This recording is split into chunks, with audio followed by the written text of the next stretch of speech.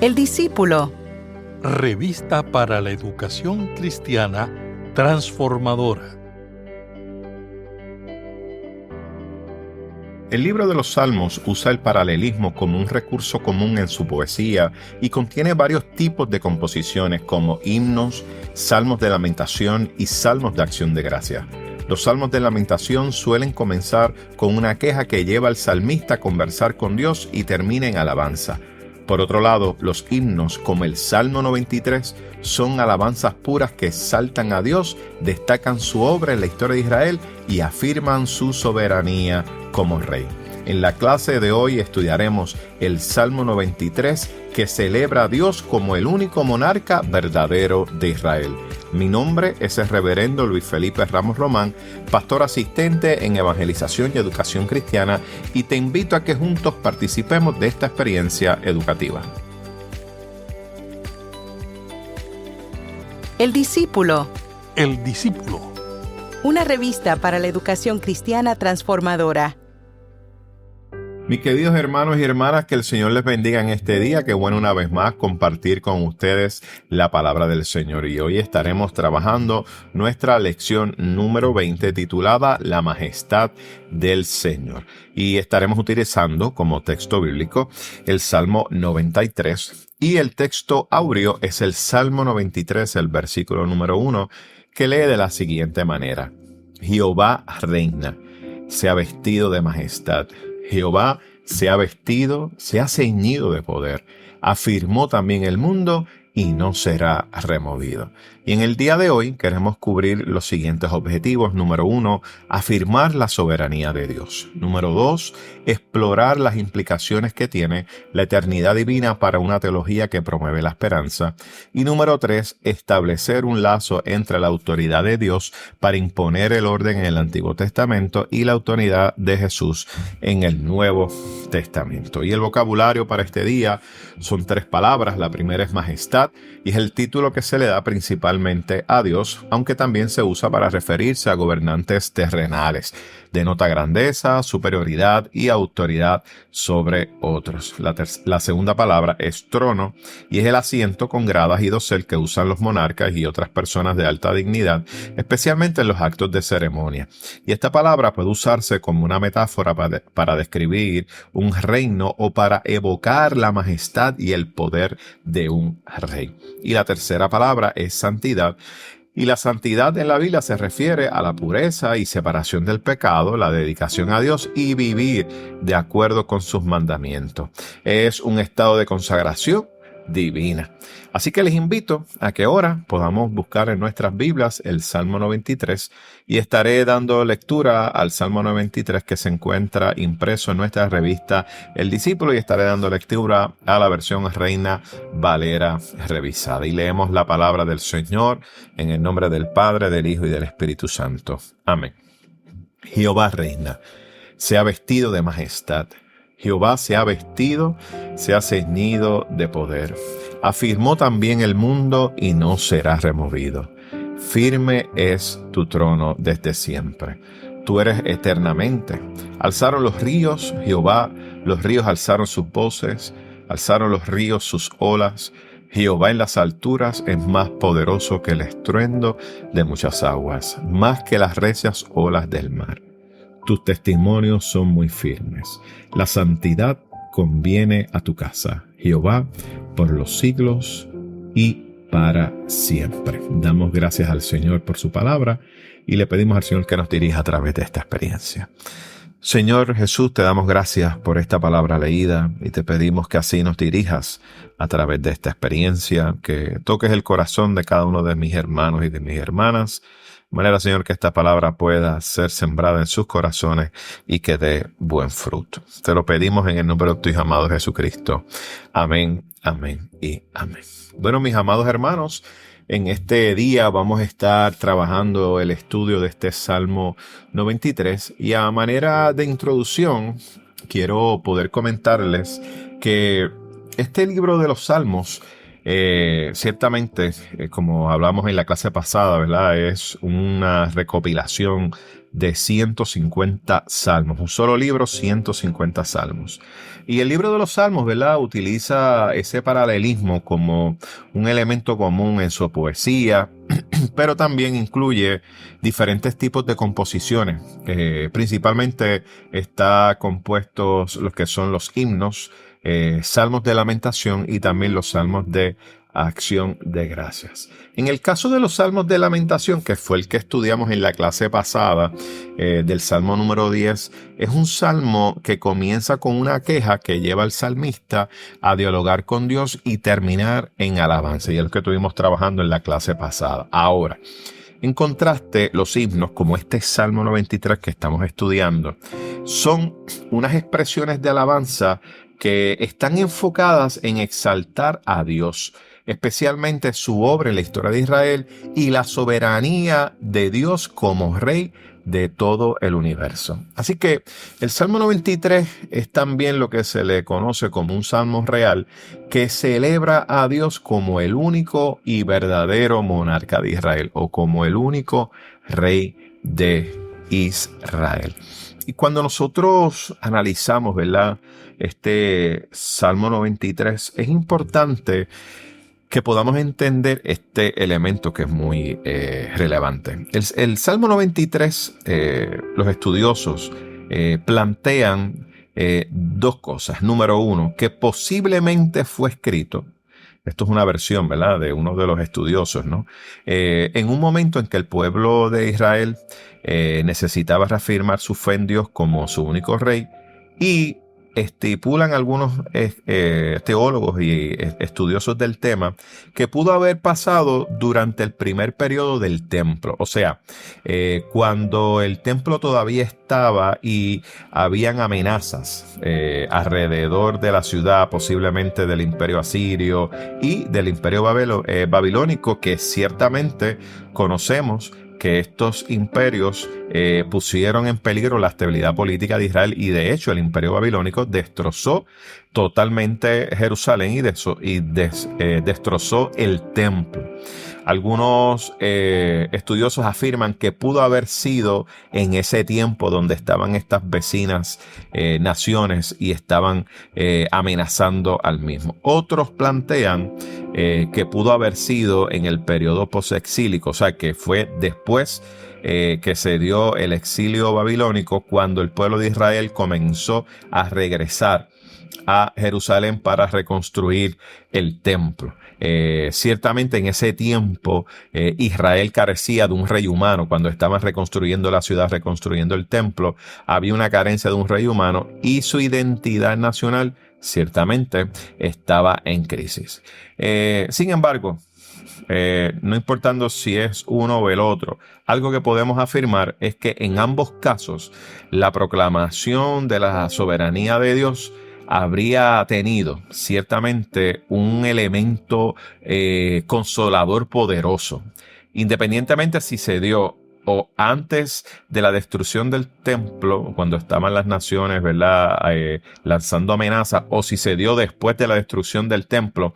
Este tema de la soberanía de Dios tenía, miren, un efecto consolador poderoso en el pueblo, porque buscaba que el pueblo recordara que independientemente de las circunstancias que estaban ocurriendo en ese momento, Dios seguía siendo el Rey soberano, el verdadero monarca eterno del pueblo de Israel. Y esto es muy importante poder traerlo y presentarlo.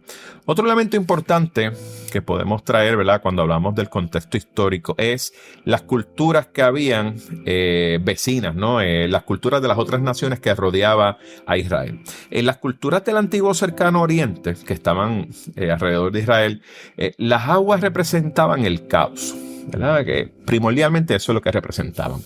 Y los dioses debían vencer para el caos, para poder establecer el orden. Por ejemplo, en la mitología babilónica estaba el dios Marduk, que es el que lucha contra Tiamat, que Tiamat en este caso es encarnado como un dragón que es marino. En el caso del Salmo 93, Jehová no necesita luchar. Miren qué cosa interesante esto. Y su autoridad es inherente y es absoluta. O sea, vemos aquí en este salmo cuando se menciona Jehová en las alturas es más poderoso que el estruendo de muchas aguas. Esto lo que marca y lo que subraya es una visión única del monoteísmo de Israel y que Dios no está sujeto a las fuerzas de la naturaleza, sino que Dios quien las domina completamente, porque es Dios quien las crea.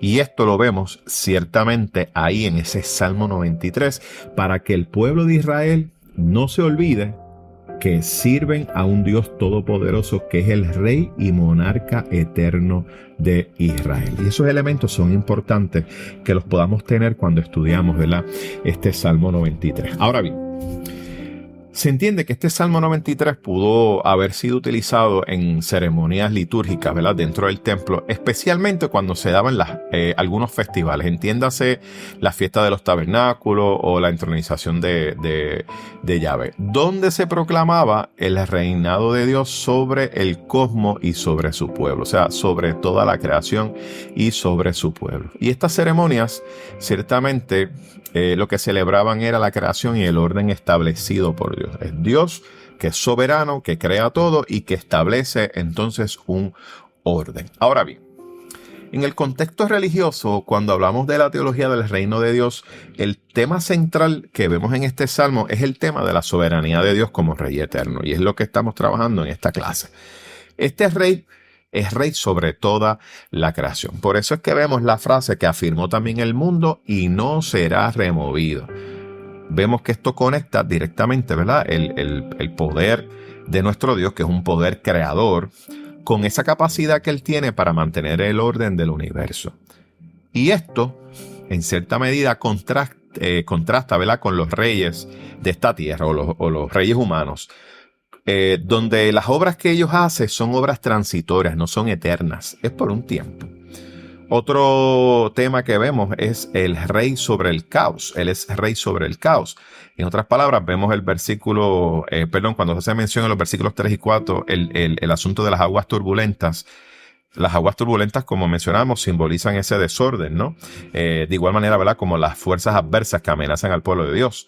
Y vemos entonces, a través de estos versos, este asunto del rey sobre el caos, donde se afirma que Jehová es más poderoso y reitera que no hay caos, ni físico ni espiritual, que escapa al control divino. En otras palabras, Dios es tan soberano y es tan poderoso que Él tiene control, mire, de todo lo que es el caos, y no hay nada que se le escape de su poder. Otro tema que presentamos dentro de esa teología del reinado de Dios es la eternidad del trono. Así que es un rey sobre toda la creación, es un rey sobre el caos, pero también la eternidad del trono. El versículo número 2 declara: firme es tu trono desde siempre, tú eres eternamente. Y esto enfatiza la inmutabilidad de Dios frente a la fugacidad de las circunstancias. Así que Dios es permanente, Dios es eternamente frente a ¿qué? A lo que es lo temporal de las circunstancias humanas, a lo que es no eterno, ¿verdad? Lo que tiene un límite dentro de las circunstancias humanas. Mientras que los reyes terrenales obviamente mueren y los reinos caen, vemos que Dios permanece para siempre. Así que la fragilidad humana, mire, no está presente. Y sabemos, ¿verdad?, que lo que es esa fugacidad de la circunstancia en Dios no es, porque Dios es eterno.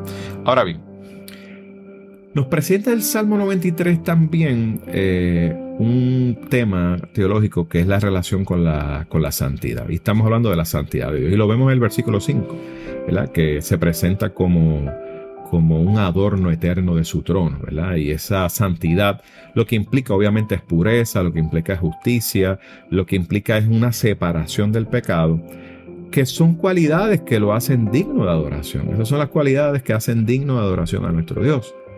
Y en el contexto del Antiguo Testamento, vemos también que la santidad está vinculada al templo. Eso lo vemos, ¿verdad?, en el Antiguo Testamento, donde era considerado el lugar donde la presencia de Dios habitaba. Y por eso es que el salmista declara, ¿verdad?, en el versículo 5, la santidad conviene a tu casa, Jehová, por los siglos y para siempre. Así que está presente ese tema de la santidad. Y obviamente está el tema de la esperanza escatológica, que aunque el Salmo 93 se enfoca en el reinado de Dios presente, también apunta hacia un futuro en el cual la autoridad divina, ¿verdad?, será completamente manifiesta. Y este concepto se desarrolla en otros textos de la Biblia, específicamente, y después usted lo busca con calma, en el libro de Daniel, capítulo 7, versículo 14, y de igual manera en el libro de Apocalipsis, capítulo 21, los versículos del 1 al 4, que ciertamente presentan una visión de un reino eterno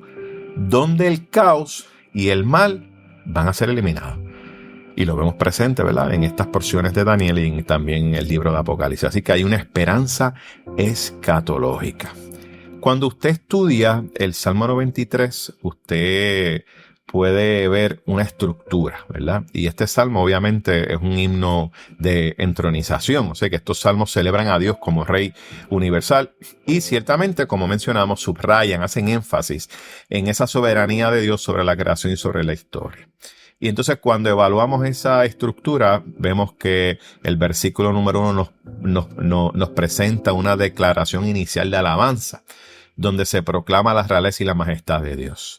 Luego vamos al versículo número 2 y es una descripción de la estabilidad del trono. Y vemos que menciona Dios reina desde la eternidad. Y luego los versículos 3 y 4 nos presentan el tema de la victoria sobre el caos, donde ciertamente las aguas representan el desorden, pero Dios es mucho más poderoso. Y entonces concluye ese versículo número 5, ¿verdad?, donde se refuerza la autoridad de los mandamientos divinos y la santidad como un atributo que es eterno. Ahora bien, cuando hablamos del paralelismo y de la inclusión, el Salmo 93 utiliza paralelismo, o sea, repetición de ideas, ¿no?, para reforzar esos temas. Por ejemplo, Jehová reina, que lo vemos en el versículo número 1. Y también lo vemos en el versículo número 4, cuando dice Jehová en las alturas es más poderoso. Así que vemos que la inclusión se observa en la repetición de la idea de firmeza al principio y al final. Y se crea, ¿verdad?, como un marco literario que enfatiza la estabilidad del reino divino. Y hay unas imágenes que están en el Salmo 93 que tienen una simbología, que son buenas estudiarlas y tenerlas. Por ejemplo, cuando hace mención de las vestiduras de majestad, lo que estos representan es la gloria y la dignidad real de Dios. Y cuando habla de las aguas turbulentas, ya lo hemos dicho y lo hemos compartido, esto simboliza lo que es el caos, lo que son los desafíos, que pueden ser los desafíos que pueden ser naturales de la misma creación, como los desafíos que son históricos, como lo que vivió el pueblo a través del tiempo del exilio de Babilonia. Así que esas aguas turbulentas representan eso. Y obviamente el tema del trono, el símbolo del trono es el símbolo de poder, de permanencia y de esa autoridad divina de nuestro Señor. Ahora bien, si fuéramos a hacer una reflexión teológica y pudiéramos tener unas aplicaciones, el Salmo 92, cuando hablamos de la soberanía divina, el Salmo 93 nos recuerda una cosa muy importante. Y es que nuestro Dios es el único Rey verdadero. No solamente sobre Israel, sino sobre toda la creación. Y en medio de un mundo en el cual usted y yo vivimos, que vemos que está lleno de conflicto, de crisis, de caos, esta afirmación ofrece mucha seguridad. Y de igual manera, esperanza a cada uno de nosotros. Por eso es que afirmamos esa soberanía divina de nuestro Dios. Porque Dios, mis amados hermanos, nos ofrece seguridad, aún en medio de los conflictos que pueda haber en el mundo. De igual manera, nos presenta el tema, ¿verdad?, de la eternidad de Dios como una fuente de esperanza, porque es un Dios eterno. Por lo tanto, no debemos perder la esperanza porque es un Dios que siempre estará y siempre está. Nos presenta esa eternidad de Dios que asegura que lo que son sus atributos, entiéndase el amor, la justicia y la santidad, también van a ser eternos. Porque si Dios es eterno, sus atributos también. Así que el amor de Dios estará con nosotros, su justicia estará con nosotros por la eternidad y su santidad estará con nosotros por la eternidad. Y esto obviamente hace un gran contraste con las limitaciones humanas y refuerza la promesa de que el mal y el caos no van a prevalecer. O sea, en otras palabras, mis amados hermanos, que el caos y el mal no es eterno, no es para siempre. Tienen un límite. Y el Dios que usted y yo servimos, por cuanto es un Dios eterno, sus atributos también van a ser eternos. Así que su amor, su justicia, su misericordia, su santidad, su poder son eternos. Y eso no lo podemos olvidar. Ahora bien, hay unas implicaciones prácticas, ¿verdad? Y esas aplicaciones es el asunto de la adoración y la reverencia. Ese reconocimiento de la majestad y santidad de Dios nos debe llevar a nosotros, mis amados hermanos, a adorar a Dios de una manera sincera. Porque hemos entendido que adoramos a un Dios eterno y soberano. Y de igual manera nos ayuda a cada uno de nosotros a que aprendamos a confiar en los tiempos de crisis, en los tiempos de caos. En medio de todo lo que estamos escuchando hoy en día a través de las noticias, de la prensa, de las redes sociales, usted y yo debemos tener confianza en medio de estos tiempos. Tenemos que aprender a proclamar esperanza, porque usted y yo servimos a un Dios eterno, que sus atributos son eternos y la esperanza es un atributo de Él. Por lo tanto, este salmo asegura que aunque el mundo está lleno de muchas crisis y de caos, Dios sigue siendo soberano y sigue siendo digno de confianza. No olvidemos el símbolo de las aguas. Aunque se levanten las aguas de manera rugiente, Dios tiene control de ellas. Otro asunto es el tema de que los creyentes, o sea, usted y yo, somos llamados a vivir en obediencia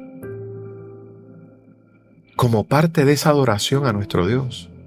Dios demanda de nosotros obediencia. Y esto es parte de nuestro compromiso con la santidad de Dios. Dios nos pide que vivamos en obediencia y en pureza para que sea parte de nuestro estilo de adoración. Culmino con esto.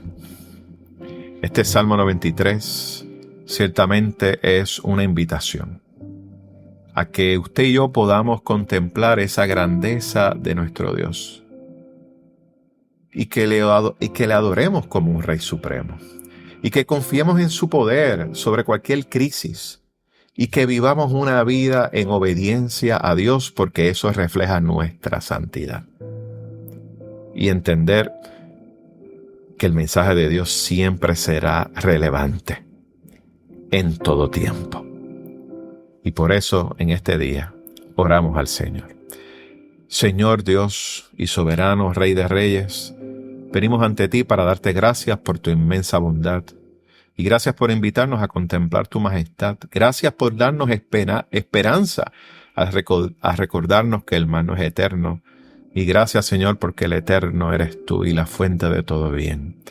Te damos gracias en este día y te lo pedimos todo en el nombre poderoso de Jesús. Amén, amén y amén. Mis amados hermanos, que el Señor les bendiga y esperamos estar con ustedes la próxima semana.